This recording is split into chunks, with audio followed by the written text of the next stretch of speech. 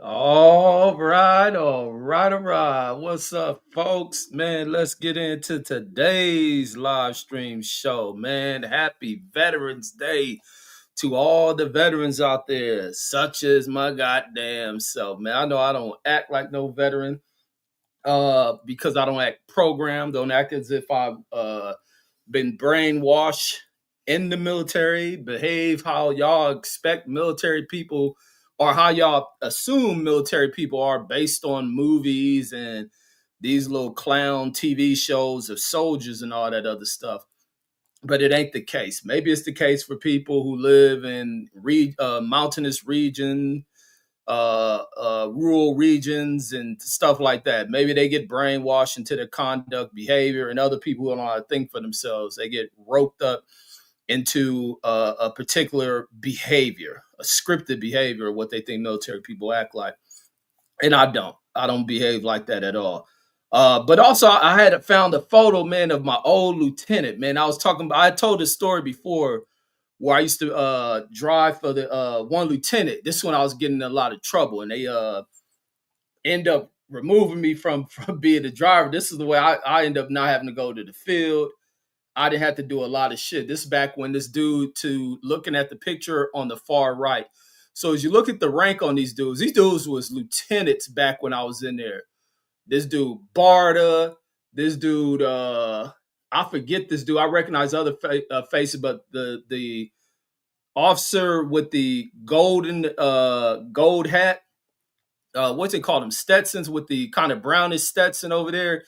That was Lieutenant Ferguson, who you see is a full-bird colonel. But this is a while ago. It's possible that Ferguson may have a star. Ferguson possibly could be a general as well as Barter. But when I was in these dudes, because this photo is old. This photo is from several years ago. But them two, all three of these dudes, matter of fact, all three of them. So I see the rank on the guy to the far left. Let me see. Let me blow this up. See what's his name, because I don't remember his name. Let me see. Is that Grogan's, whatever his name was?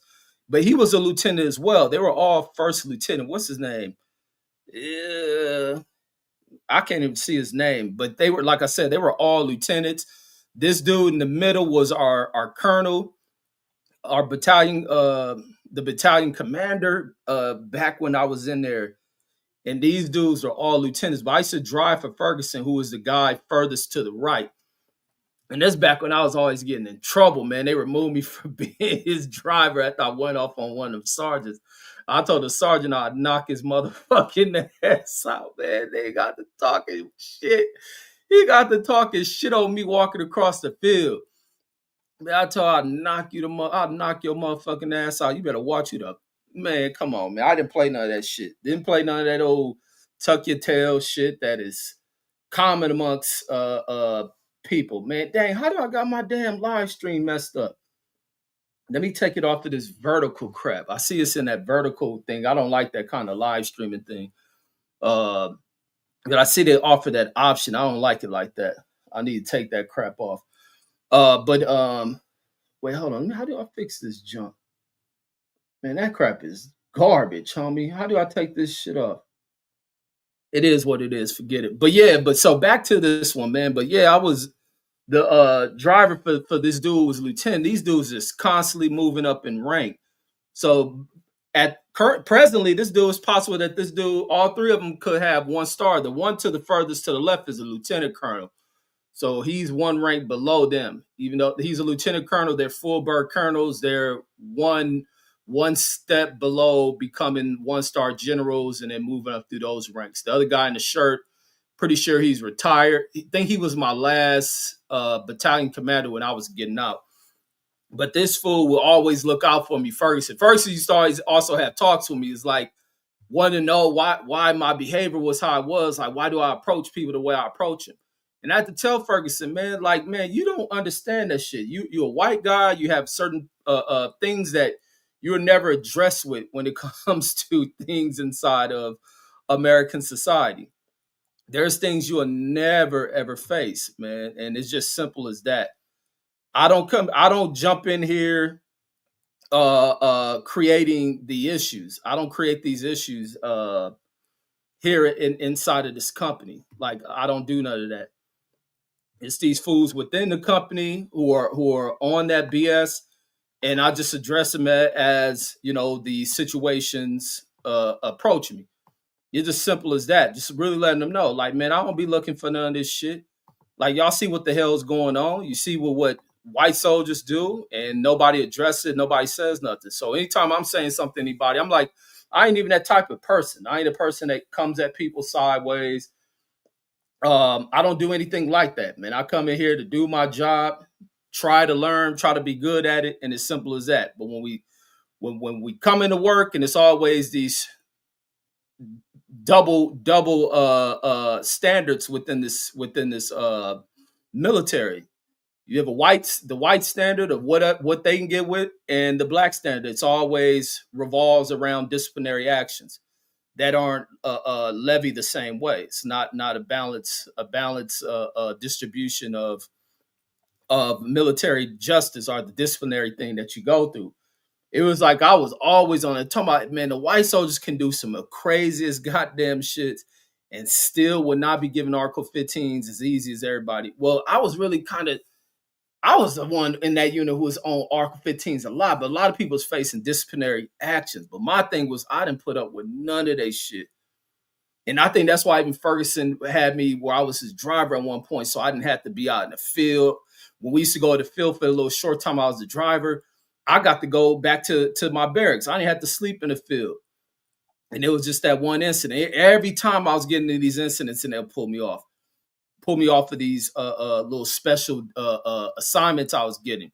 Even when I was working at the gym towards my final, like 6 months in there, I think I worked at that gym for like 6 months. But every time I get in an incident, the first thing they do is pull me from that mug. And then it was a sergeant major. Man, I wish somebody had an old photo of this unit, because I cannot think of the sergeant major's name, man, who always used to bail me out, man. They'll pull me from that gym and send me right back over that mug. Be like, man, y'all not fucking with this dude. I go right back to that damn over to that damn gym. But I was also looking at some of the homies. So this is our barracks, man. Our barracks is directly across the street from the first Cav division. Like these are some other, ours is like on the other side, but we were in the first Cav. So that's the first Cav division directly across the street from there.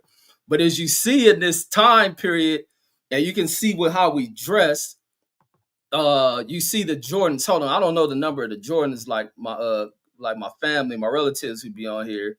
Let me see Jordan shoes.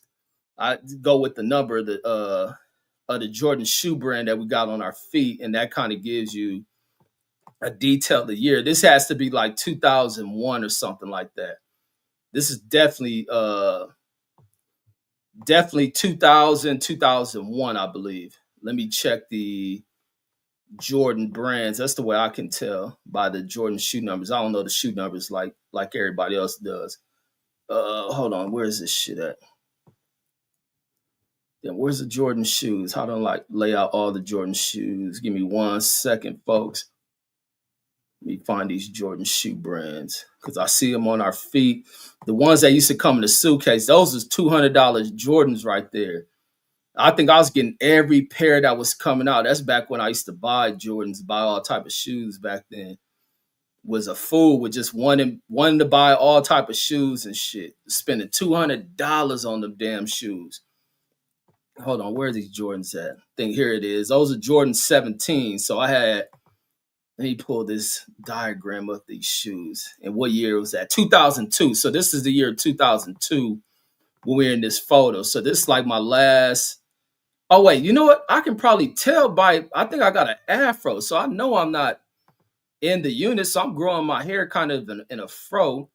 So I know I'm over in that gym and shit. So looking at the photo, I got on the J's. The homie Adams got on the J's. This fool got the fool Fontaine got the FUBU jersey.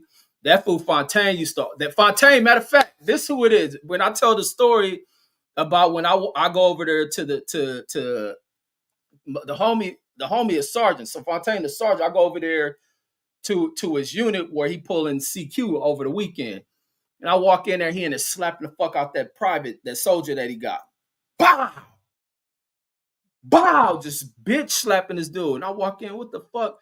Fontaine, the same dude. When I tell the story, we at the gym. At the gym, I end up working at. We in there playing basketball on the weekend, and this one young kid in there dogging everybody. I wish I knew this kid. This kid is probably in the NBA. That kid, this kid was a young kid. I don't even think this kid was in high school, or probably in the ninth grade at this time. But this kid game was stupid. I'm talking about everybody guard this kid because this nigga Fontaine was getting mad because this nigga, the homie Gip, who sitting next to Fontaine, I think he guarded the kid for a while. Kid dogging him. I think I tried to guard the kid. Kid was dogging. I think even Fontaine tried to guard the fool. He ended up getting switched off. Couldn't guard him. Nobody could guard this kid. He was like on some KG shit. Kid had like a KG low post type game. From outside, Kevin Durant with his shit. This kid was dogging everybody. So this dude, when a shot get missed, one of the kids go up and he actually elbow Fontaine. That one kid dogging everybody, laugh about that. She like giggling. He a young kid. He thought the shit was funny. Fontaine looking like Fontaine had something like triggered in his brain. Something was a little off with this nigga. And they go walking out the court and just bomb on this young dude. Pow! The kid immediately grabbed his face and got the booking.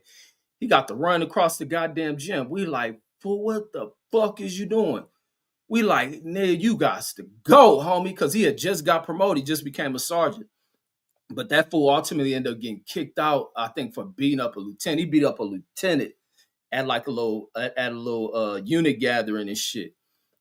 And then this nigga, the homie Gip the one, man, Gip got a cold story with a bitch, man. That fool, Gip was in there. We go to the club, that nigga always in there starting fights. That nigga always come to the damn club and he'll start a fight. That's the homie out of Georgia. This nigga was crazy. That nigga just come in there and he come in the club with, because back then in the 2000s, when them old country ass niggas, y'all, they come in the club with them big ass buckles. And they come with the big ass buckles on, starched up jeans and shit, with his shades and shit, come walking in there, and they be coming in there staring at niggas doing this shit. It'd be almost like, what the fuck you even come to the club for, man? Just to start some shit. That motherfucker get in there, he used to start a lot of fights in there and shit. This is my homie Adams, man. Adams the one where I tell the story I be telling, that the girl who got killed by the dude from High Five, the group High Five brother, and then the member of High Five and killed his wife in the same fashion. But the homie Adams, who I'm sitting next to, Adams was with her homegirl. That's Adams' wife. Adams' wife, homegirl, is that girl Stevani. But this is my dog right here, the homie Adams right here. This is my homie from Louisiana, Hummer, Louisiana. This is the homie J.O., the one who was out here cashing in that 10-cent receipt. That nigga was like a big brother to everybody, man. He had been in the unit the longest, down to earth, real ass dude. And to this day, everybody in this 212 shit, we all got high respect for this nigga, J.O., man. Then Sanders right here in the tank top. Then you have Flemings right here towards the end, man. All solid brothers, man. There's even more of us. This J.O. right here with his shirt off and the do-rag, and that's my homie Martin, man. Martin, matter of fact, I'm surprised I never pulled these photos up when I tell these stories. Well, we had that, I tell that story about them white dudes we beat up in that damn McDonald's parking lot. And the dude, when we thinking the dude pulling the damn gun, I was me, Martin, and that fool Fontaine. So we when we walk up to their truck, because first when they pull up behind us in the drive, they got high beams on. We tell them turn the fucking high beams off. Then these old backwood little country motherfuckers start playing the DMX, y'all gonna make me lose my mind song. And we laughing that shit off. I like, oh, these white dudes think they funny. But they turn the fucking headlights off. So we go to pulling out the drive-through, motherfucker putting his middle finger out the window. I say, hey man, turn this motherfucker around. These fools think shit funny. They think shit a game. Turn around. When they see us parking, them niggas, when they get their food, they pull out and they stop. Nigga. Right as they pull, they stop right in the middle of the parking lot. Like, oh yeah, they with it. Like we about to get a good ass fight in this parking lot. Martin run up on the damn passenger side. He up there yanking on the door. We see old boy reaching behind the back seat. And we telling that fool, cause we always hear about them country fools carrying damn shotguns and shit. And we like, fool, hey Martin, the fool grabbing the gun. Like, come on. This fool still grabbing for this fool door. Fucking, we go, me and Fontaine running off. We turn back and look.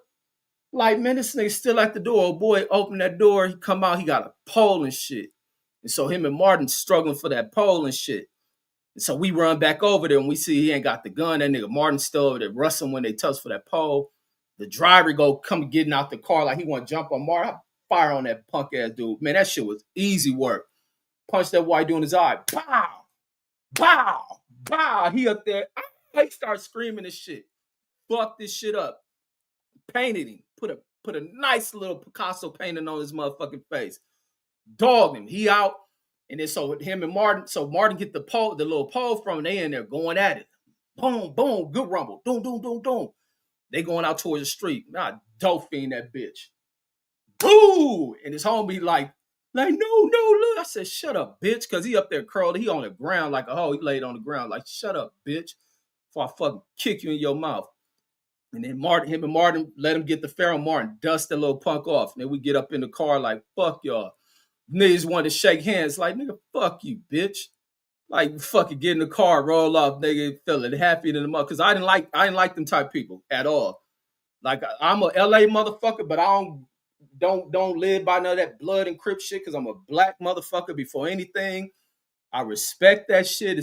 And I wish LA motherfuckers get an understanding of how necessary that the black gangs are, and not being on drive-by shit, tripping on niggas about colors and none of that stupid ass shit. But motherfuckers don't know who they are, what they come from. You just get retarded motherfuckers that want to belong to shit and have no understanding of what the fuck they doing. Just reckless as fuck. Half of them fucking drug babies.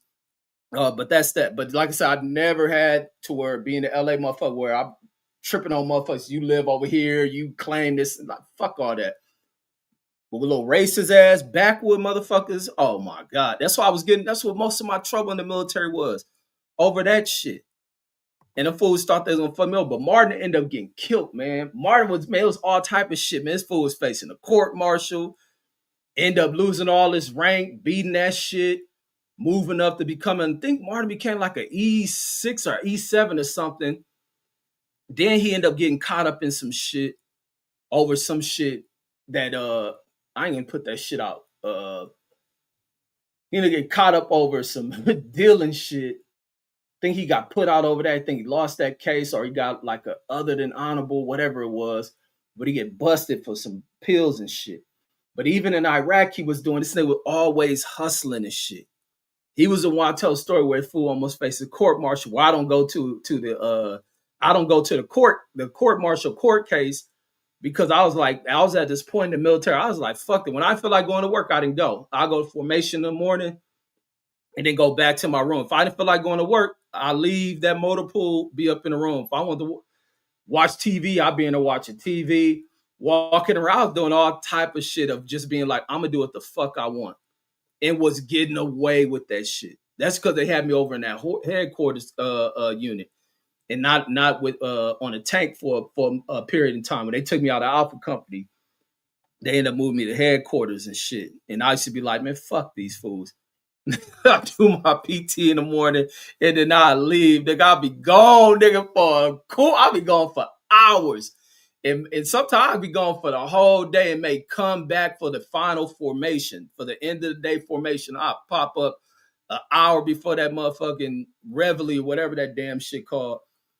Other than that, if I feel like chilling, then I chill. Then the other people in the headquarters unit, they start doing what I was doing. Some of the fools be disappearing, wouldn't be at work. These old incompetent ass people, they got a leadership. Then they starting to try to round people up and people missing. I'm telling you, they're just incompetent. And nice to see through that shit. Like, fuck it, I'm about to get by with that shit. Let me see what other homies I see on here. So this is all of us in the club. These fools drinking.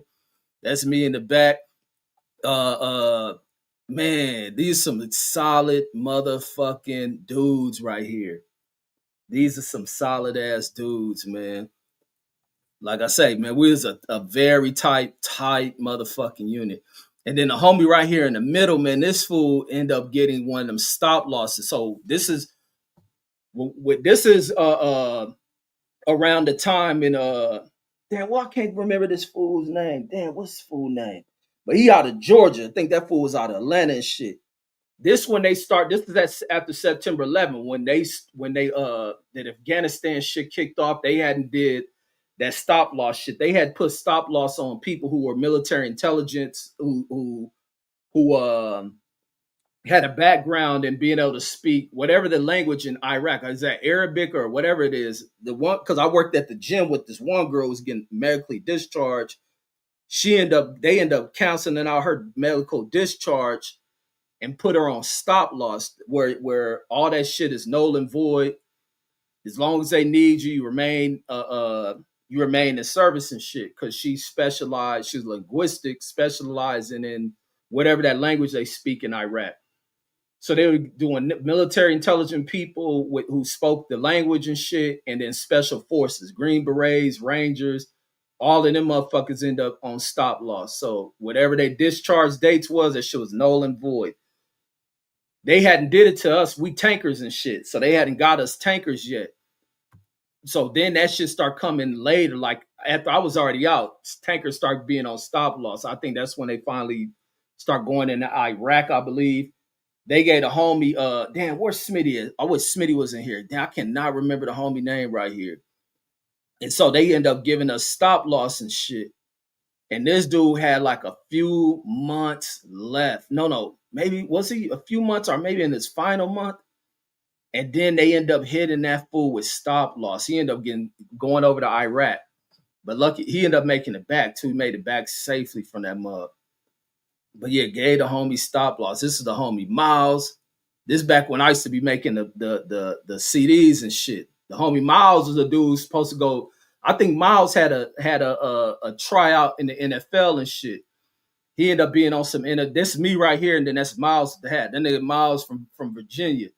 This fool probably had about 1,000 hats. Anytime you see Miles, you nigga always had a different hat. But Miles was supposed to go to NFL. He ended up being brought into training camp for some NFL teams and shit. I don't know if injuries or something railroaded that shit. But Miles is a big ass fucking dude. Miles is big than a motherfucker.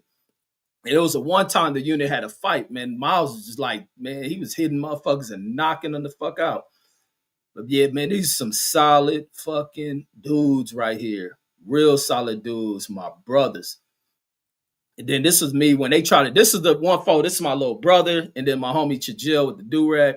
This was me going back from, I came home, the fools tried to deny my leave, and I was like, fuck that. It was like around a holiday or something. I was like, fuck that, I'm going home. This is me on the way back. I missed my flight. Because I'm in this military shit. My time is thrown off. I'm used to this 24-hour time shit that we use. Whatever my flight said, I mistake the time I was supposed to leave and shit. Missed the day. The day I don't show up for formation, I call these fools and tell them I'm going to be back late. They want to try to claim I'm AWOL. Like on the phone call I was calling, I said, well, what it is, whatever it is. Well, I'm still at home. Whenever I get back there, because that's the type of shit I'll be on. When them little punk ass bigots in that damn command want to be on some old smart shit, I get smarter than them. And I say some real foul shit to them. Give a fuck what your rank is. Motherfucker, we can't work with each other, then we enemies. That's the way I used to treat them punk ass motherfuckers. And they never succeeded. Yeah, I get Article 15s, but they never succeeded at shit with me. They was just a bunch of punk ass bitches. And then even as civilians, they ain't nobodies, but a bunch of punk ass bitches to this day. Half of them probably walk around here ready to die and shit. And I'll kick them in the dirt. Like I say, I don't give a fuck about people military service because you're a veteran. You probably was a piece of shit. And that shit don't mean shit to me. Like I don't care. Your character means everything. Give a fuck what you serve. You ain't no entitlements. And give a fuck about no rich punk bitches like Trump. None of that shit. I'll go in the comments in a minute. But so I come back late from this damn leave. So this is like when this is around the time when my brother's shifting towards all this gang banging shit. This is right around the time where right as he when he came for my damn graduations from basic training, I seen the transition going on in my brother and all the cats in my neighborhood. They start drifting towards street shit, all of them. And so this is like looking at this picture was like a take me back to a memory of like seeing where the changes in people began. My brother started going off to jail, then later prison, shit like that. Them getting in trouble, just doing wild shit, just really being on wild shit. And this got to be like, this ain't 99. This is early 2000s maybe. This is before September 11th. So this is like early 2000s, I think, when this photo was taken. I think my first time coming back home outside of when I graduated basic. So that gotta be it gotta be summer 2000s because it's still warm as shit based on us wearing shirts and short sleeve shirts. But yeah, that's when that dude started transitioning to being on street shit, man. But like I say, just even being on a base, like base life, like outside of work and shit, you still get a little semblance of being just regular civilians. You can see us, we as black folks, we stayed attached to what was going on in civilian life because we know we have to transition back into that shit. We try to, like, you see us, you would never tell, like we go out in a lot of shit. That's why I never wore that army uniform when we were off of work. You wouldn't dare see me in that shit off base. If any time I ever been in that uniform off base, I'd probably count that shit on one hand, and it's probably no more than 3 times, and that's probably us rushing to get to the mall, maybe to buy some shoes. That's on the other times I remember us rushing off of when we get off of duty to rush off base to go to the mall to go try to buy the new J's or some shit, which we were always buying. We always blow through our money, man. We so young. I think I'm probably, if this 2002, I'm 20, I think I'm 20 years old back then. Young ass dudes and shit.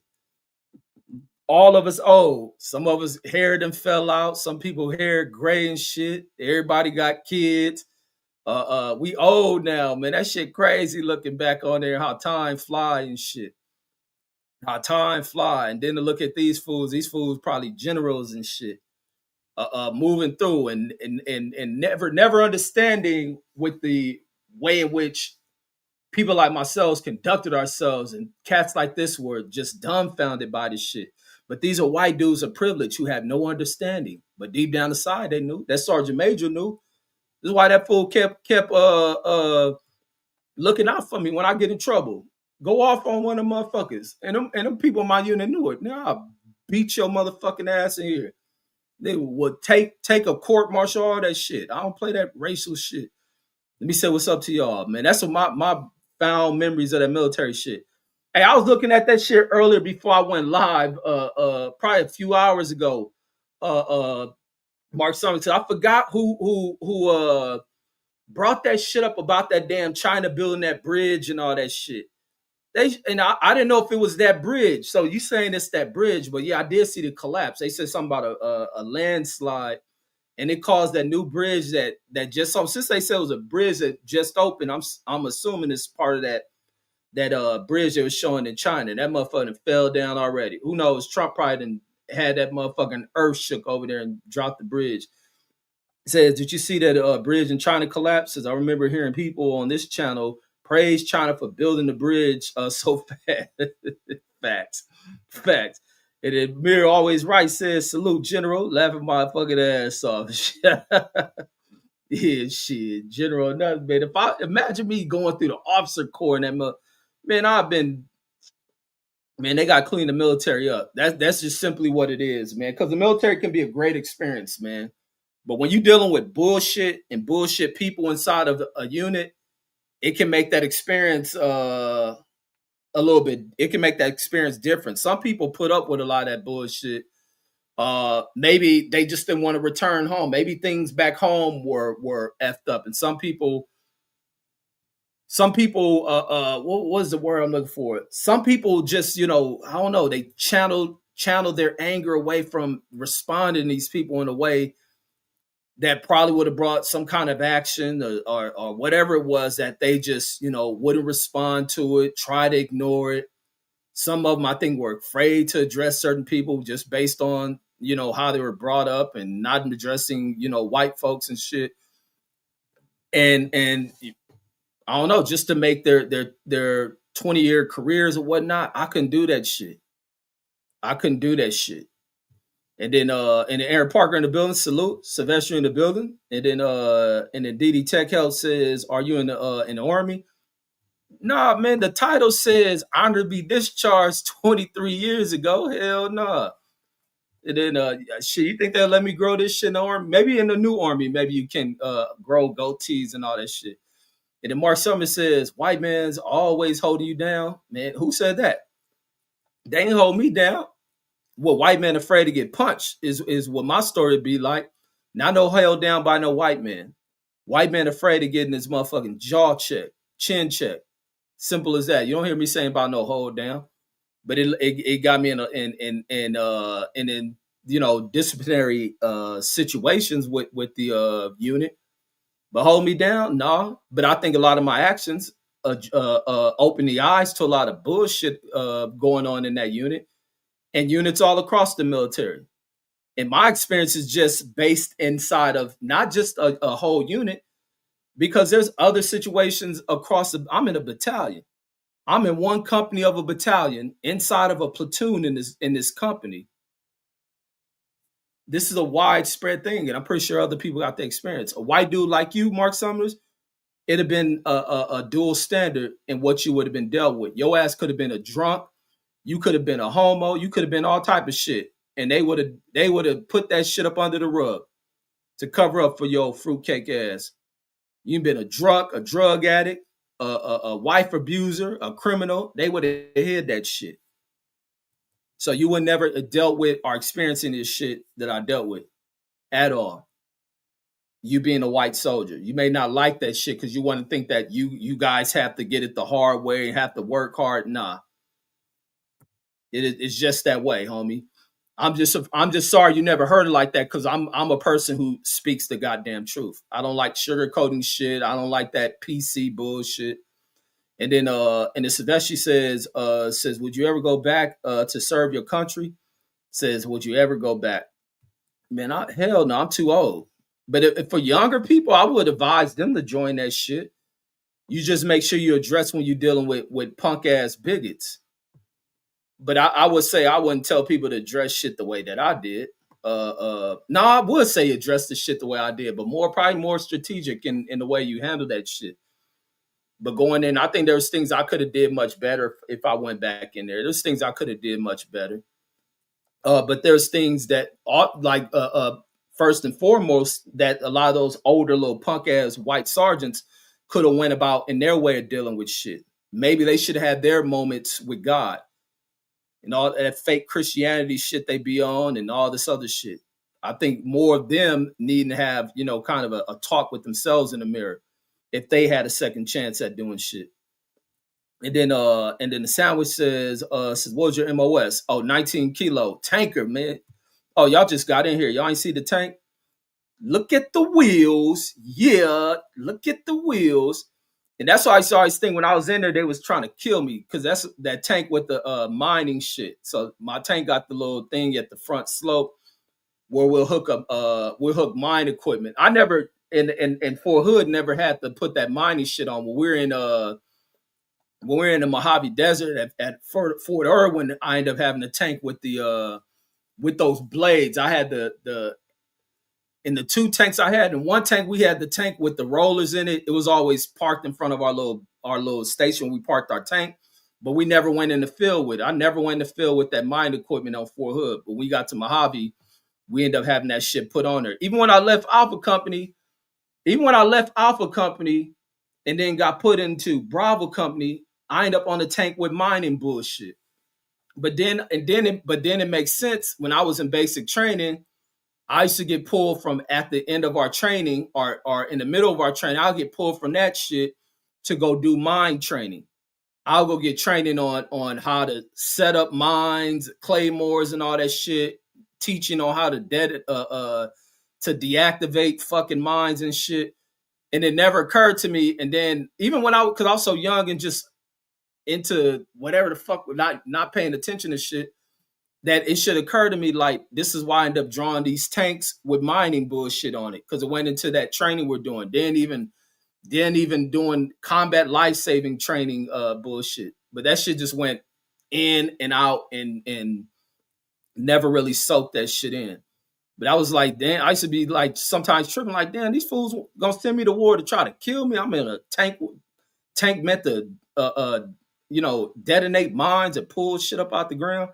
And then Mir says 17, says, see, y'all know y'all J's. Yep, those was the 17s. And then James Arnold says 05K. And then what's that? An MOS? What's that job? And he says, Happy Veterans Day. Salute, salute. Mark Summers says, I doubt that happened. Says you're not really like that. Mark Summers, I wish you served in the army with you. Would have seen what I was like. I would have dogged you, homie. I would have dogged you. You would have been part of the rest of the white dudes in my unit talking about Reggie's a racist. That used to be the other little comical bullshit. These motherfuckers had the audacity to call me a racist. But I used to hear that shit a lot throughout life. Of me being a racist. Damn, it's 4:44. I got to call that. Current time, 4:44, 4:44. And then today is the 11th of the 11th. It's 11 people in here on 2025. Woo, look how numbers are just matching. Maybe I'll hit the jackpot tonight. But like that was the other crazy thing within this unit about me being a racist and all this shit. Like, are you motherfuckers kidding me? But I used to laugh that shit off and I used to love it. Oh, I'm glad y'all fear me. I'm glad y'all love that shit. Because they couldn't. That's why I used to say when I used to hear them white sergeants talk to certain soldiers, I'm talking about cussing at them and shit. And I walk by, man, you would never talk to me like that. Even one of these bitch-made motherfuckers who's a drill sergeant in my unit who was going crazy. And that's why they removed him from being a fucking drill sergeant. Then I get the four hood, his whole ass there. His name was Johnson. Oh, punk ass Sergeant Johnson. He was at Fort Knox, tripping, acting a fool, talk crazy. Drill sergeants having to get in there to break him up from the way he was coming at young soldiers and talking them crazy. And then he was being removed. I think he really was losing it up here, like becoming angry. Maybe something's going on at the house. Because that's the other thing with a lot of them sergeants and shit. People in there, they bitches be up there cheating and leaving them and shit. And they bring that little issues from the house over to the damn job and then be trying to flex rank and talking to people in the old sideways. But Johnson was acting a fool at fucking Fort Knox.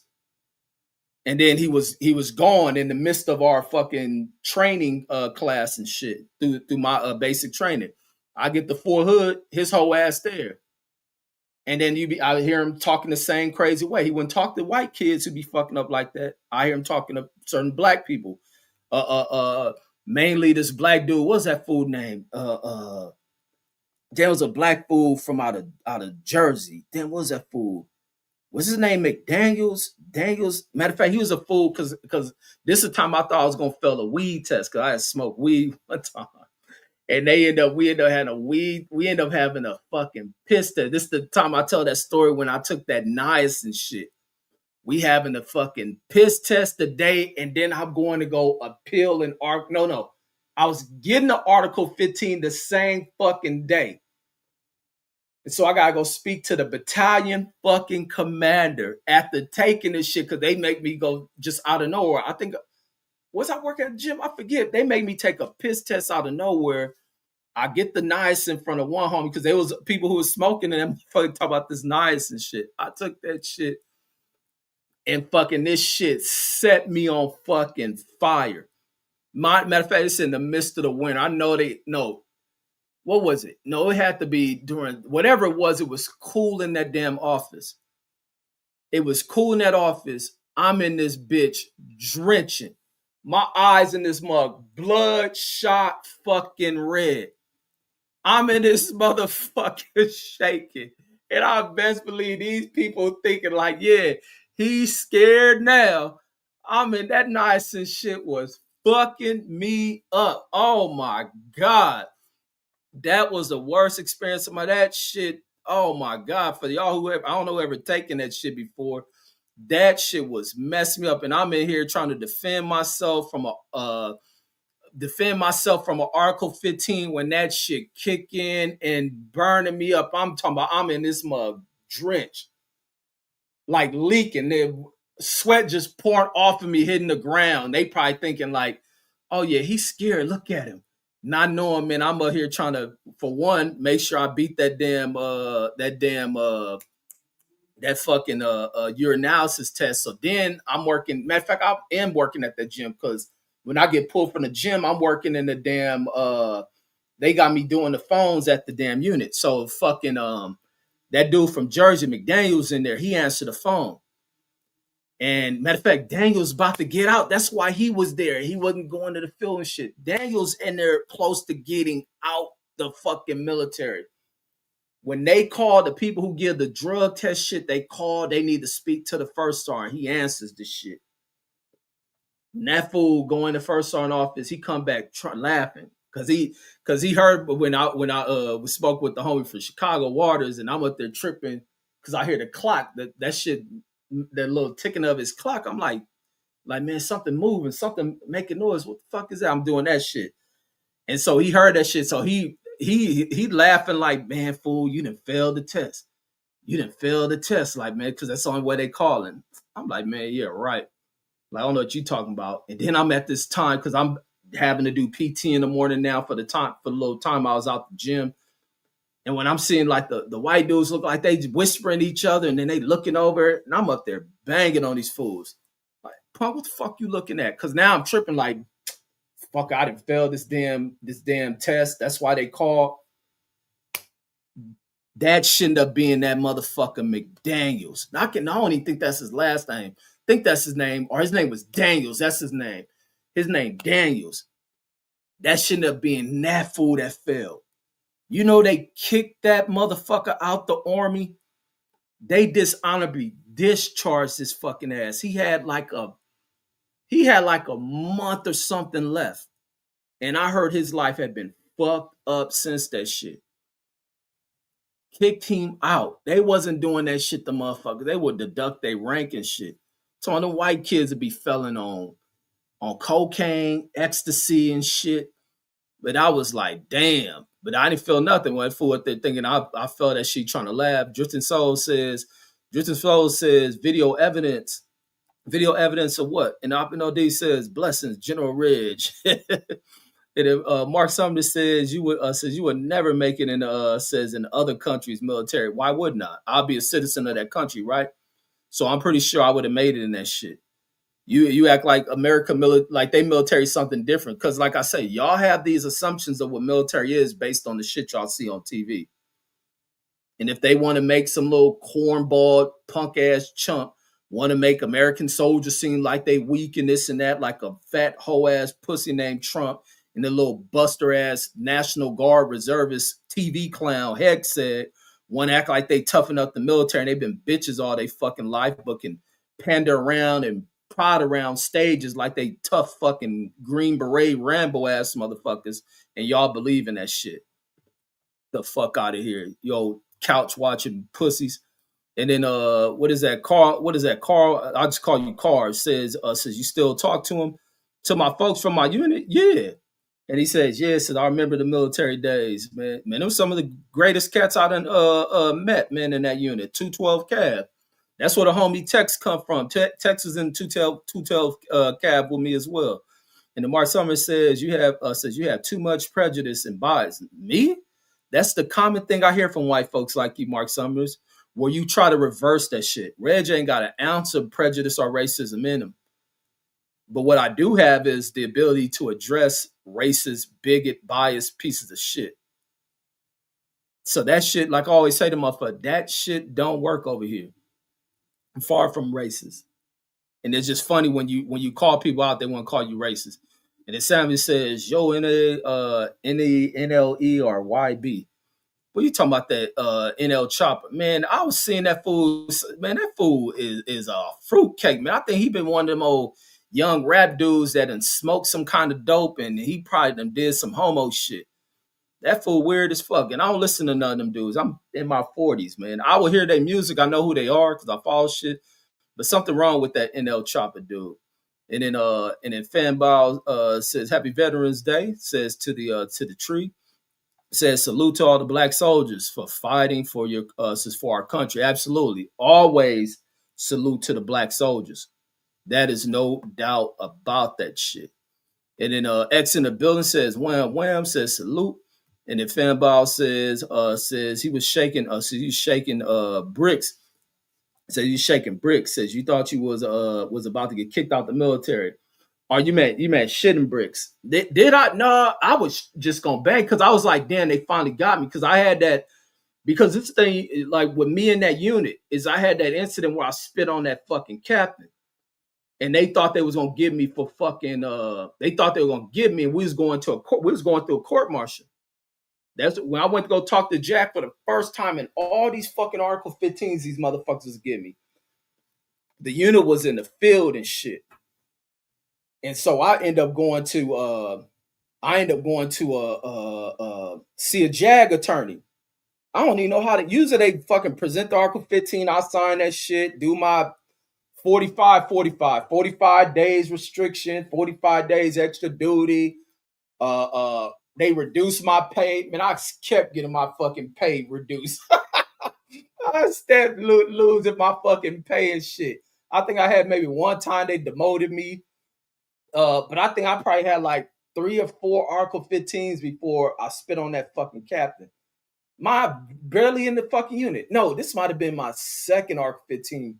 I spit on that captain within my fucking first year, maybe first year in this unit. I don't think I was in the unit for a year when we had that incident. I spit on this motherfucker. And so they was trying to get me to sign that shit. I go talk to the JAG lawyer for the first time and all this shit. I was almost like, damn, these fools been duping me. Just give me a sign this shit. And I talked to the attorney about what happened. And that JAG lawyer was like, when I told him how that officer came, he was like, that officer is in the wrong. He violated with what his as an officer, the bearing he's supposed to maintain. He went against his oath or whatever it was. He didn't maintain his military bearing. And therefore, he runs a risk because he had just got promoted. He wasn't even in Fort Hood no more. That motherfucker got promoted to a major around the same time I did that shit. And he used to act like he didn't want to be there. So around this time when this shit popped off, he leaving to go to Germany. He got promoted to major to be an XO somewhere in Germany.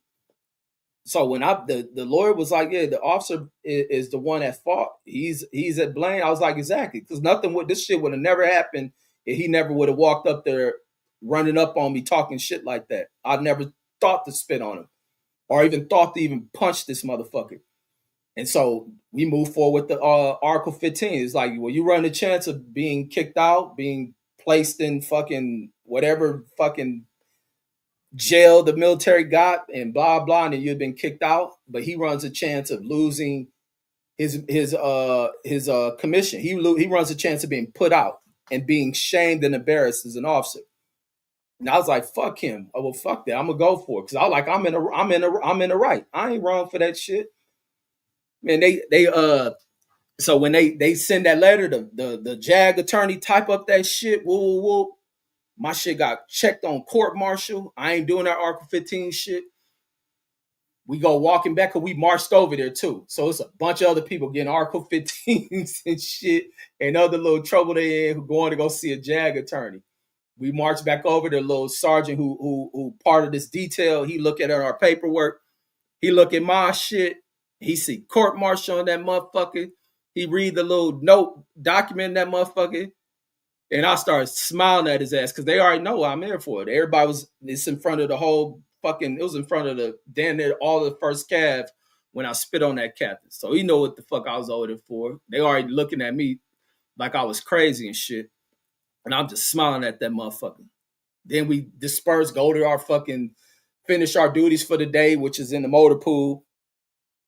Time go by, I don't hear from none of these punk ass people. Not that first sergeant, not the captain over there, who was a black dude and shit. It was a little short black dude who was our company commander and shit. He ain't nothing but an ass kissing motherfucker. And so time go by, then they decide they don't want to go forward with it. They want to just drop this shit. So when that first sergeant called me in there and shit, he gonna tell me, what he called me in there? No, I think I'm still in headquarters when I'm going to the Article 15 shit. When they finally moved me, however, well, I was in Bravo Company, but I go see that fucking Bravo Company first sergeant when he called me in the office about talking about giving me a second chance and shit. That's when I tell that first sergeant, I said, you ain't giving me a second chance at nothing. I said, you saving that captain career. Knowing he a major, like you saving Captain Cody career. Because that's his name. His name was Captain Cody. Who knows how fucking high up he went in rank. Like you saving his career. You ain't giving me a second chance at shit. That white dude turned red, then the motherfucker hearing me say that shit. And mom, I'm only a prime like an E3 or some shit. Private first class. Like y'all ain't about to, you don't shake me with none of that shit. You can shake the rest of these other black motherfuckers, but not me. Not all black people function in the way that you think they supposed to turn the other cheek and all this other shit. You don't see me going to church and all that hallelujah shit. I don't play that shit with y'all. And then so it was a one time he thought he was gonna. They thought they try to play me. We go to a gunnery. Gunnery is big as tankers. I end up driving for my tank crew and two other tank crews. One crew who shot the highest gunnery score in all of Fort Hood armor units, and then the unit that came in second in our battalion. They drivers ain't there. The one crew driver, think wife was having a baby, and the other motherfucker forgot what happened to them. When we doing this ceremony, so now they doing this big ceremony and shit. Think the some high ranking motherfucking general there and some other shit. When they call the crews, I'm just sitting there waiting. Like I know I'm about to go up there and give me an award and shit. They don't give me shit. They give it to the other motherfuckers who wasn't there with their crews, the award. That first sergeant come up walking over me to give me a coin. Because they some people, little kiss ass people, be wanting coins from generals. They want coins from sergeant majors and shit. Motherfucker give me a coin. Man, right when he's still right there, when he give me this coin, I said, hey, who want this? I flicked that shit right there in front. He knew he still walked off. He knew when I flicked that shit. Like, nigga, I don't want nothing from you. Like, fuck y'all. Man, I'm talking about, man, I was rebellious to the motherfucker. And he says blood, what's tripping, what's tripping hard. So I meant blood was tripping hard. And then the X says, the same thing happened to my partner. Says, called him back off terminal leave, says this to dishonorably discharge him. Yeah, I was seeing a lot of whole ass shit with that military shit. I'm talking about ruin motherfuckers' military service. It's a lot of people out here with dishonorable discharge. And also says this Diddy's brother. Probably related to that nigga somewhere. And then Fanbow says the black soldiers says don't get the respect that they deserve. That's what I'm saying, homie. That's what I'm saying for real. And we had to put up with these motherfuckers. Even when you go into because there don't be black soldiers that tell the stories like I tell them about the real shit you put up with. But this even the story about even with the Navy. And this going back into the 6th. And even when you look at the military, integration in the military is some new ass shit. I think Korea, they experimented with integrating a few units and shit. And they really wanted to do it when they start looking at with the success Patton, who gets highly praised with the efforts of his divisions in Germany and shit. And these black soldiers, along with the Air Corps black soldiers, with lesser superior aircraft, and still was serving in World War II because of the bigotry inside of America and the insecurities of people put in the high leadership positions. America doesn't really start integrating until Vietnam, which is in what? The late 60s going into the 70s? So you think that shit just washed away with all that bigoted shit? And what black soldiers had to do in whooping these motherfuckers? Like I say, the greatest motherfucking talk about the military experience, especially in Vietnam. Let me pull up this shit with Snoop Dogg's dad. And I was looking at this channel called American Gangster. Hold on, Snoop Dogg dad and American Gangster. I think it's the Mexican dude name. Let me see if I can find this shit. I'm gonna post this shit into my comment section. Here it is. Here it is right here. Let me put it in here. And I'm gonna pop it on the screen. This was the greatest fucking hold on.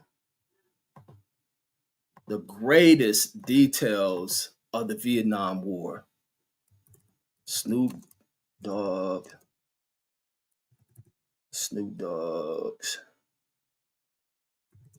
father gives the most detailed experience. Hold on, let me see. Experience of Vietnam. I think that's titled Vietnam for black soldiers, for black, not a black, but black soldiers. I'm gonna put that in my community post. Y'all check that shit out. But let me show y'all. Yeah, it was a couple of years ago. How many years ago was that interview? The original interview, he got this one post. This got to be a repost of that interview because I'm talking it's so powerful. But this had to be, this one originally aired longer than that. That shit had to be back in. So he has it even kind of archive where he takes it all the way back to what chapter it is because they knew how powerful it was. That shit had to be more than 2 years ago. That shit might have been 3 or 4 years ago where they interviewed him. And he gave that goddamn experience of the black soldiers and what they deal with, being him being from fucking Vietnam, and I mean not Vietnam, him being from Mississippi, and the way in which they, you know, their experiences where he comes from the deep racist, openly racist ass South, and him growing up and seeing black folks who wouldn't have the courage of stepping up to these people and doing this and that. So he's in the military, seeing all this shit. And this experience is black soldiers still having to deal with these old bigoted ass white dudes coming from fucking rural America, even some inner city America, and the hills of America. Over there in Vietnam, carrying the Confederate flags, flying on vehicles and this and that shit. And he was like, the way in which he was seeing soldiers from out of Chicago, New York, Los Angeles, all these major cities who wasn't playing that shit with them dudes. And it started to even wake him up to where he wouldn't put up with that shit. And that's what I think was the difference with me being from LA and dealing with that backwoods shit in the military. I didn't fuck with that shit. You ain't, and I used to tell them, you motherfucker, that's why I even get into it with my one tank commander the night I slammed that MP and shit. And that little bitch ass motherfucker who had kids with a black chick. But his chick, I think he had a black chick who didn't fuck with black dudes and shit. But the motherfucker sat there and wouldn't defend me when it came time to me trying to defend myself with that MP shit. Matter of fact, no, that shit when I took the knives and shit wasn't for the that shit wasn't for the spitting on the officer. It was over when I slammed that MP. It was over that shit. Cause that punk motherfucker wouldn't defend me and shit. And so when they gave me the Article 15 on that shit, I don't even get charged from the MPs because that cop knew he fucked up. He ain't charged me with a resisting arrest. He ain't charged me with assault on the officer. He ain't charged me with none of that shit. They just kept me down there, didn't put me in no cell. They waited for these pussy ass people in my unit to pick me up, which they don't pick me up until later on Sunday. Because this shit happened Sunday morning. It happened like 4 a.m. And they leave me there till it was almost going dark again. And then he tried to when they gave me Article 15, they wouldn't defend me and shit. So that's what that when I because it's around the time I ended up smoking that weed that one time and then end up trying to defend myself, trying to reverse that Article 15 when I'm on that nice and shit. So that's what that shit was. No, that's when I first went to speak to the battalion commander when they were giving me the Article 15 was when I took that license. So I later tried to appeal that shit, which I think I may have got. I appealed that shit at a later date, and I came to explain to the battalion commander that I was nervous and that because I was making up excuses for why I was sweating like that and shit.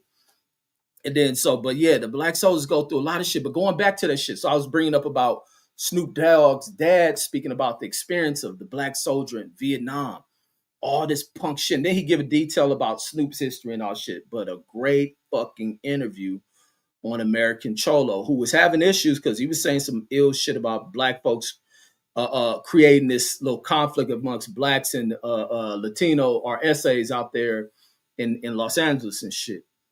And then he started getting marked out by his own people and shit. Let me see. I don't think let's see American Cholo got any content. Because I think he was going at odds with his own people. His popularity ain't what it used to be because he was creating that punk ass shit amongst division amongst the races and shit. Because before his channel used to pop, yeah, he ain't popping like that no more. Because when he tried to be on that whole ass shit. But going back to this shit with what started to change with the Navy and the experience of black soldiers dealing with in the Navy, because I say this integration shit is new amongst in our school system. That shit is new within the corporate side of things, and why we still have these battles we face. Why white dudes like Mark Summers can't say shit and shut the fuck up on anything when it comes to America. American stories can only be told by black folks. Honest black folks, because some black folks lie like a motherfucker when it comes to history and give you inaccurate shit. But and even looking at the military integration is new, and these are deeply racist ass institutions: schools, banking, military, law, and so in the Navy during the 60s, when they doing all this shit where you have white officers saying shit to black soldiers, they're in groups of threes or anything larger than that, wouldn't break through the ranking structure in there. You don't really hear about too many admirals that are black in the damn Navy and shit, and especially you go way back in time. But when they were having these conflicts, where it'd be nothing if a black soldier, this is where black soldiers start walking in groups and shit. This is where black soldiers start having all this camaraderie, especially in Vietnam, the handshaking shit. Where people, especially Chicago people, you see them doing all this handshaking shit. That shit come from out of military cats and about unity amongst them motherfuckers. But when they walking around on them ships and shit, and if they in there by themselves or walking in small groups, it'd be enough for white sailors to jump on them, kick them off ladders and shit, because ships have these different levels they climb up on, jumping on them. And so the tide turned on that shit. I forget which ship is a well-noted incident where some black soldiers beat the dog shit out of some white sailors. They may have been high-ranking white sailors. And they beat the shit out of them. They were having these little skirmishes on ships. But this one, I think it was during Vietnam time, might have been during the 60s or 70s. And they beat the dog shit out these dudes. And that shit thing got away from that ship, ended up being reported in the paper somewhere. Then the Navy started to want to fucking address these issues about where blacks aren't really finding themselves making it through the ranking structure, being promoted, and you start seeing black NCOs moving up in the Navy and shit. Even the black officers who went through college to become commissioned, getting their promotions and getting bumped up because of these incidents and the shit that was being addressed in the public. And that's some new shit. Like, so motherfucker don't know the experience of black soldiers, especially no new arriving ass white immigrant like Mark Summers, who loves coming to this channel because on top of him always made a comment, he loves the shit that he's learning from what he hears here. And he says, nope, that's false. I don't know that's false, but you should expand with what's false that I was talking about.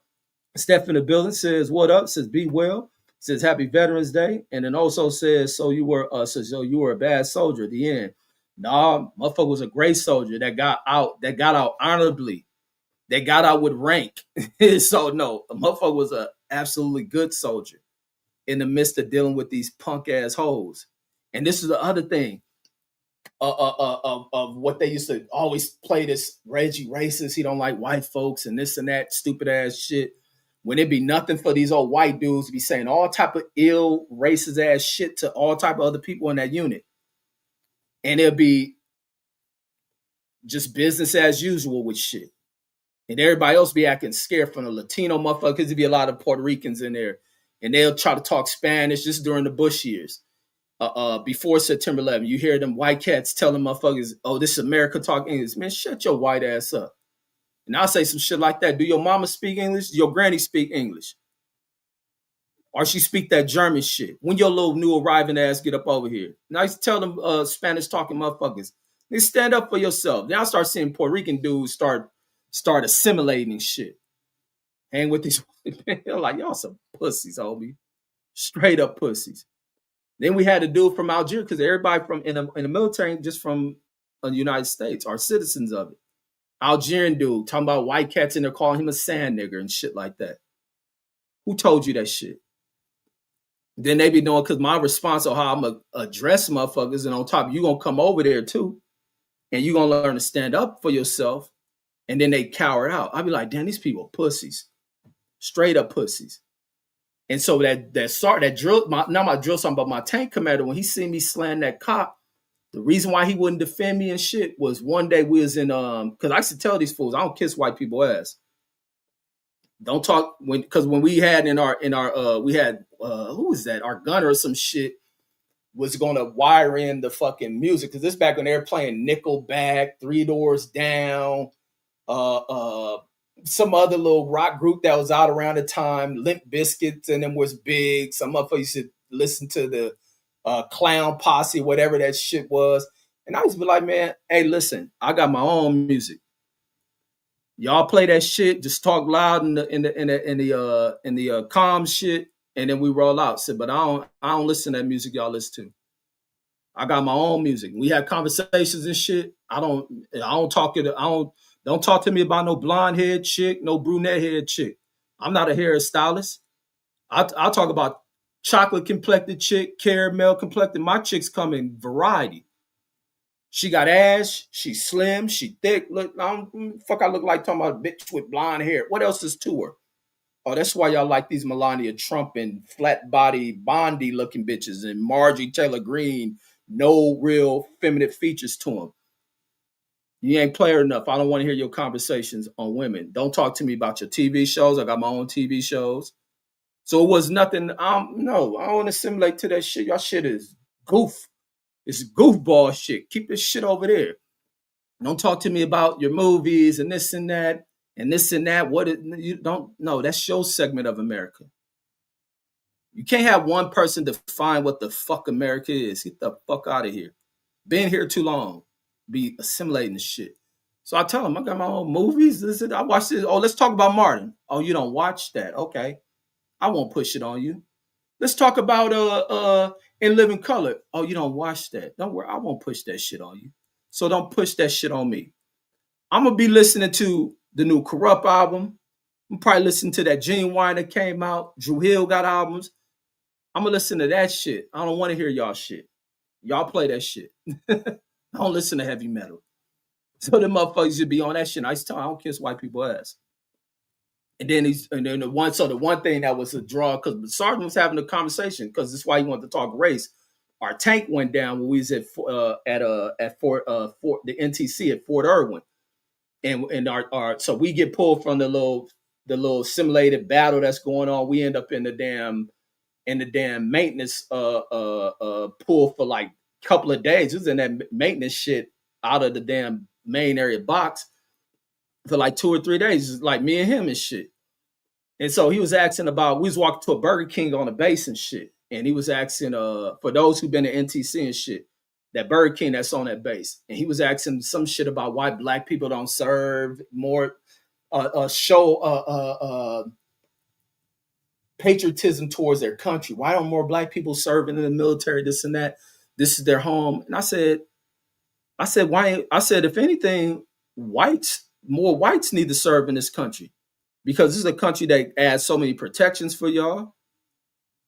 You get so many privileges in here. You look in this unit, because I brought up to the shit when the white dudes got busted for all them drugs heading on the way to damn be promoted to sergeants and shit, and how no black people was in that group.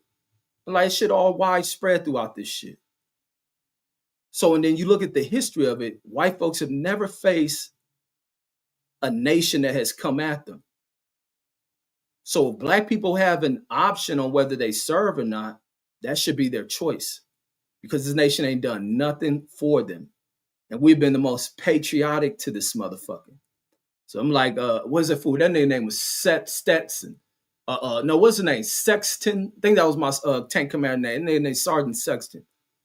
I said, so no, black people don't have to serve in the military if they choose not to. Said this country owes so much to black folks. If anything, white folks should be forced to serve in the damn military because it's going to be a country that gives them all type of opportunities and second chances. That motherfucker was mad than a motherfucker on the walk back.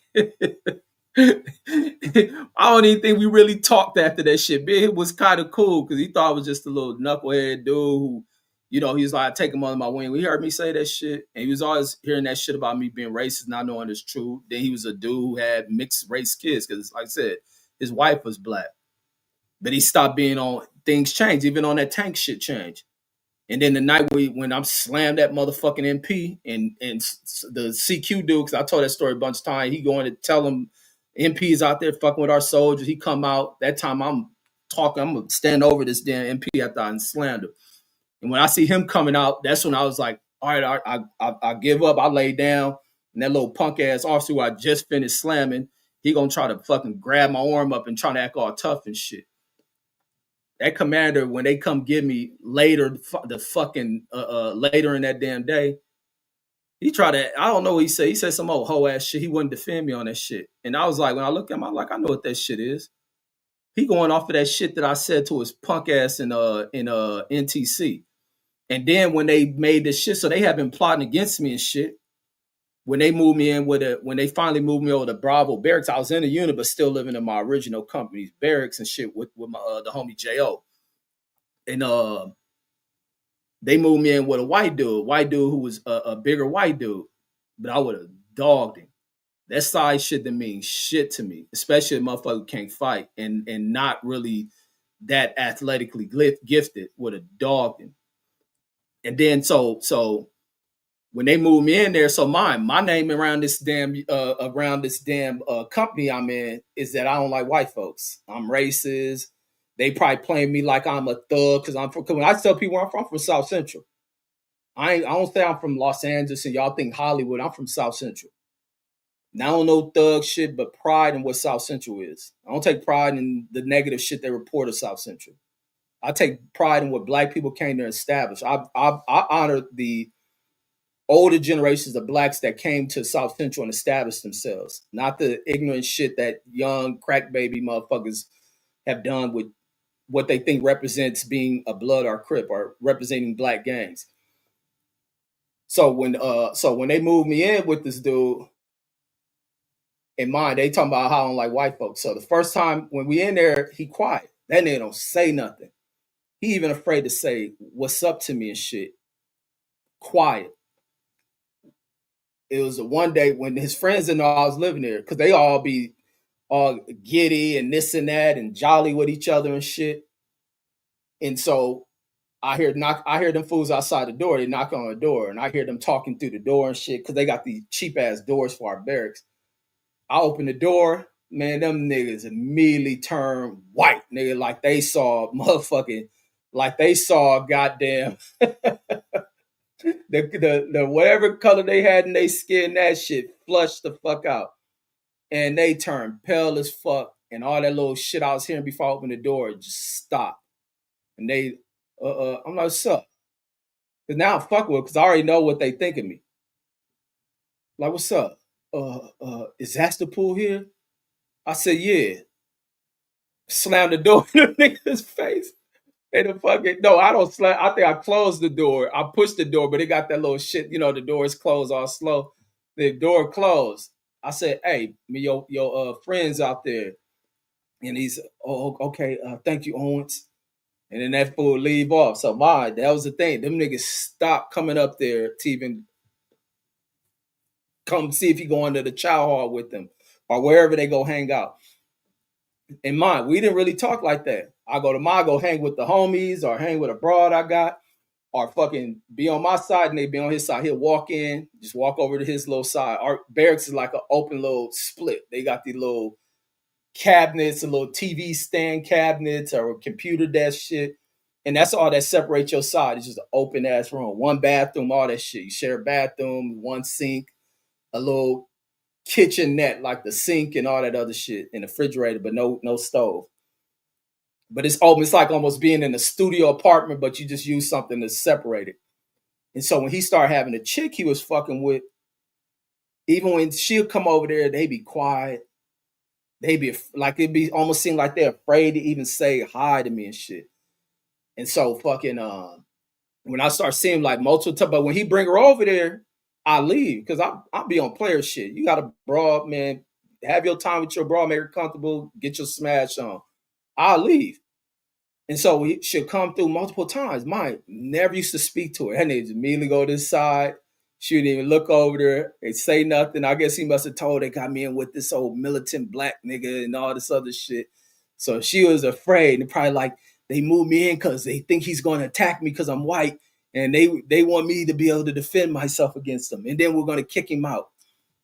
So fucking after maybe the third time I see him, every time he bring her, I leave and shit. And I'll be gone for a good amount of time. Like, all right, he probably done fucked and shit. I get back, she be gone. So they get they rounds in or whatever they doing. So one day I see him in the mobile pool and I approach him. I said, hey man, when you about to bring old girl through, just let me know. So I ain't gotta be there. So I ain't gotta be there, and that way she feel comfortable. Y'all do your thing. So then he was like, after a while, you come and tell me, he's like, oh, hey, once I'm gonna have company tonight. I said, okay, for sure. I'll be gone. You ain't gotta worry about it. I'll come later on. So he'll come tell me, whoop, whoop. And whenever he bring her, I wouldn't be there. So then it'll start being, he wouldn't tell me that she coming through. He'll come through, and then now she even saying, hi, Owens, and this and that, or they'll be going, now he ain't about to just stay in the room and fuck. They about to go out to the movies, or you want some, we're gonna grab something to eat. Owens, you want something? They start being cool, like opening up. So they always have this misconception, listening to these punk ass coward motherfuckers trying to paint a narrative about who the fuck I am. And then so one day when he was like, he come in the room and shit, he was like, man, Orange, he said, man, you ain't nothing like what they try to describe you as.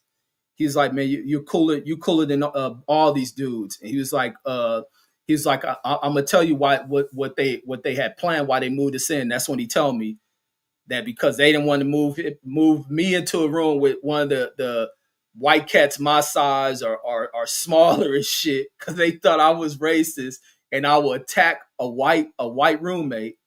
So they wanted somebody that would be able to defend himself because he was big.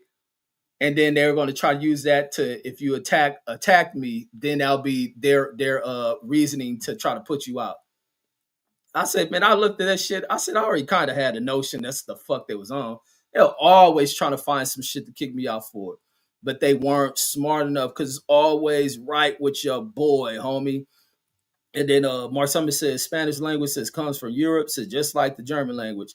Yeah, and that's the funny thing, but it doesn't get treated as a European language, because so many it's kind of been more viewed as South Americans language. And then are south of our border. And Marsummer says Three Door Down, said that was my shit.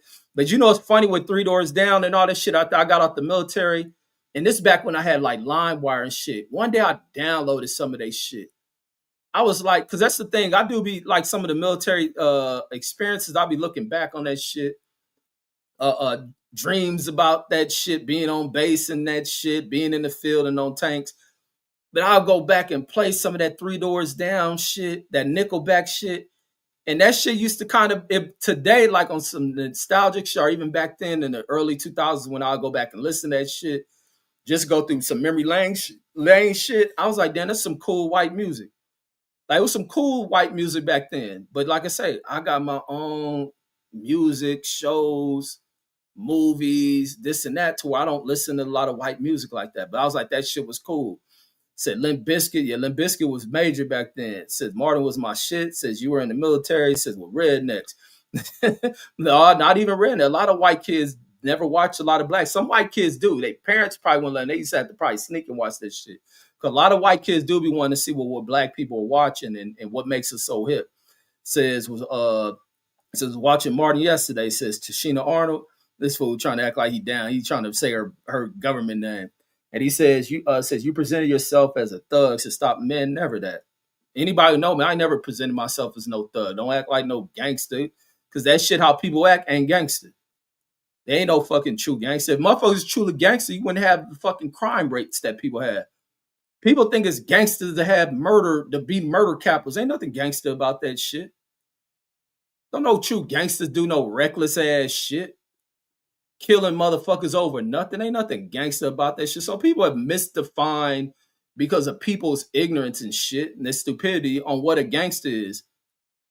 Like none of that shit, man. Fuckers is lost, man. Lost, filled with anger and all that other shit, and just be doing reckless shit.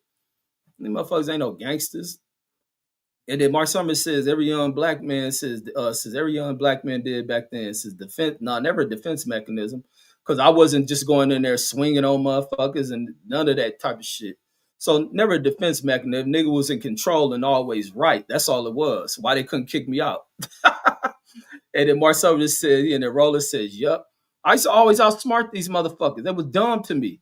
And the PDL says, "Bro, I was always smarter than the motherfuckers in my unit. For one, like I said, during that one time, it was like, man, it was one whole week from Monday through fucking Friday. Now I do PT in the morning because you gotta do that. Show up to that first formation, and then nigga, I wouldn't even go to fucking work. Now I go right to the motherfucking home. Then all y'all keep saying that Diddy shit. Yeah, everybody know I resemble that motherfucker. Ain't got his money yet. And then he says, but it'll be a whole week. I wouldn't even show up to fucking work. We finished that first formation, nigga, break, man. They give us a little brief on what they want to do, nigga. I slip out that motor pool and be gone. Dip off, nigga. I want to go to sleep. I'm tired. I ain't got enough energy to stay up and do this shit. I go back to the room and go to sleep. Even when the homie was going through his court martial shit, I don't show up to court. I go to my room. Them motherfuckers came in my room looking for me. And I go to hide in this shit. They knock on the door. I could have avoided all that shit. Just answer the door, acting like I came back to try to get a unit. Or I could have did anything else, but the shit I did. These fools looking for me. I go hiding. Then I'm under the bed, hidden away. These fools come in there. No, they knock. I'm thinking they gonna have the key. Don't have a key because I'm in my original company's barracks. So they gotta go back to the unit, back to the unit headquarters, get a key. They come back, hit them, knock at the door. No, I don't even think they knock. I hear them because the doors is thin. You hear through them. Now I'm in there, panic, like, oh fuck, they about to find me. Now I'm like about to go in my little closet. It'll be unlocked. They open and find me hiding that shit. I go roll up under the fucking bed, nigga. I'm under this bed, nigga, mummified. Nigga, I'm trying not to breathe. I'm praying to God I don't sneeze. I don't cough. I'm just under this motherfucker. Nigga, I'm praying they don't see my feet. Them fools looking on J.O.'s side. They open my closet because it ain't got the lock. Fucking, I'm like, oh shit. Like, man, these niggas about to get me. Oh man, I'm about to get got. I see them fools, like one fool bend down thinking like, oh, these fools about to flip this mattress. They see me. And under the mattress ain't nothing but a spring, the little spring shit. So you lift it up, you see right down to that mug. I'm like, they about to, I'm just still staying quiet. I'm like, they gonna have to lift this mug for me to come out. I feed that fool hand do this shit because they older dudes and they bigger. They were slimmer dudes. They would have got down and looked under that bed. See that fool do this shit. I'm already at the wall side. He could even slid the bed out and probably would have seen me. But I'm seeing everything. I'm seeing where they feet at. Them fools like, all right, I don't know where he at. Blah, blah, blah. Fools walk out. Fools lock the door back. Nigga, I don't move because I'm thinking they about to fake me out. I don't react to none of that shit.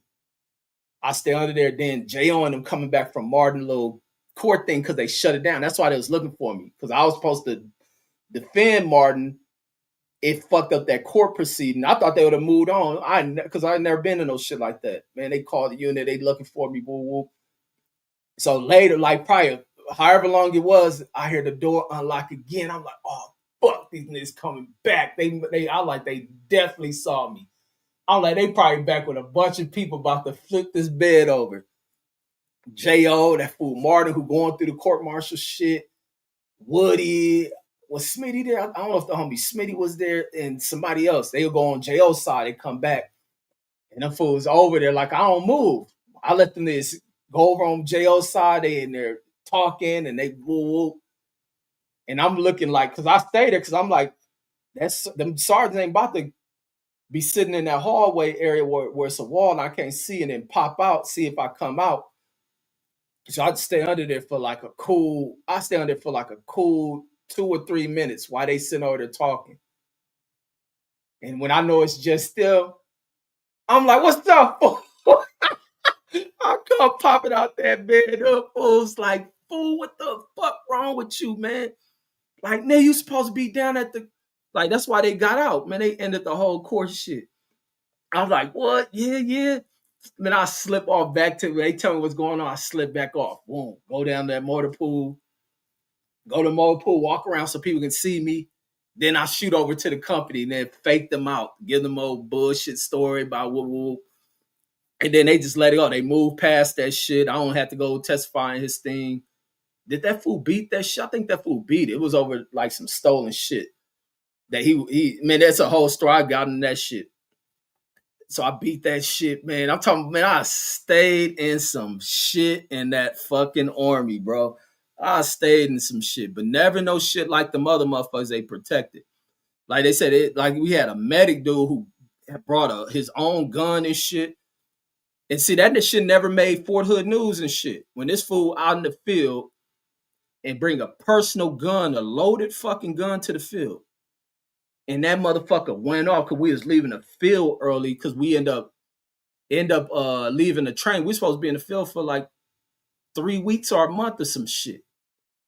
We end up coming back early because of protected species of bird. That was the one thing for it. It was some kind of bird that was protected in the train area. I don't know who comes out to spot these motherfuckers or what. We got to go back into the to the barracks and shit until this bird was out of the area and shit. So when they taking us by truck, we leave our tanks and all that shit out in the field, lock them down, blah blah blah, tarp them and all that other shit. We getting on the back of these trucks. One of the black fools who later he get kicked out over a gun. He get kicked out. I think they found a gun in his barracks or some shit. That fool was the first one to get on this truck, get all the way toward the front of the LMTV, whatever they call these trucks. The medic dude, the white medic dude, climbing in the back of the truck next. His gun dropped, discharged around. That, who knows? That motherfucker could have probably fired that shit and act like it failed. Went right through the fucking front part of that truck. Now, none of these commanders or these other people in the unit gossip and tell all this story information. We heard from this black dude about what happened. You'd have thought they would have arrested that dude for that shit. He would have got kicked out. That motherfucker's forehead big as fuck. We come to hear that this fool get moved to another division on that damn post. Swept that shit under the table like that. That black dude get caught. The CID, which is like the investigative division, like Bureau of the fucking military. They come raiding that nigga room and arrest him. I seen that fool. I think he got kicked out over that shit. Even when they had this shit, because Tex even told that story. Well, I told it before. And Tex came over here and told that shit. That same sergeant who came into my barracks when I was hiding on the bed, he was one of the ones. This fool get caught up in this shit where this broad, mad at her dude, meets some dude, one of these dudes at the club, because Tex know more the inside and how that shit went down. I think what he was saying that the chick end up getting mad at her dude, meeting this dude in the club, came back to the barracks, let him fuck, and asked if he had any more friends. He going to tell another cats in the barracks. They all come down and fuck. That sergeant who came in my room when they were looking for me for that little for the homie court martial trial, he lived in the barracks. That fool come down there, he fucks the bitch, woo woo. This bitch later flipped that shit and claimed that they took it. And so now there's a big ass raid in the barracks. I'm talking about early morning raid. People waking us up, man. They bringing these fools out. That sergeant, he get brought out. He wearing military underwear. They used to give you brown ass drawers in the military. This fool, they drag that nigga out in his drawers. That nigga ain't had no shirt, nothing. He just out there in them brown ass underwear being thrown in the back of the car, and then they come to find out that bitch was lying. I'm talking about, man, I got stories for days with that military shit, but most of you motherfuckers watch movies and think the military is like these old Hollywood actors portraying some shit that they never been in. Neither has this pussy ass president. Neither has that punk ass dude Hegseg who think he's some old tough guy, faking like he's some old special force motherfucker. He ain't nothing but a bitch and trying to play tough with military people because his punk ass and got some damn position of power, firing and fucking over people in 20 and 30-year careers. They all a bunch of bitches. That's all I got. Salute to my motherfucking veterans and a special salute to the black ones. Peace out, folks. Catch you on the next one. Peace.